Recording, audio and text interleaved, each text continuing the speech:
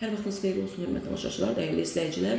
Son dəqiqə bir xəbərimiz var, onu nəzərinizə çatdırırıq. Sabahın hava proqnozu açıqlandırılıb və havanın yağıntılı olacağı deyilir. Milli Hidrometeorologiya Xidmətinə istinadən 365 az saytını demək yaydığı məlumatda qeyd olunur ki, sabah Bakıda və Abşeron yarımadasında hava şəraitinin dəyişkən buludlu olacağı, arabir tutulacağı və əsasən yağmursuz keçəcəyi gözlənilir. Havanın temperaturu gecə 8-10 dərəcə isti, gündüz 14-17 dərəcə isti olacaq. Azərbaycan rayonlarında hava şəraitinin bəzi yerlərdə arabir yağıntılı olacağı gözlənilir.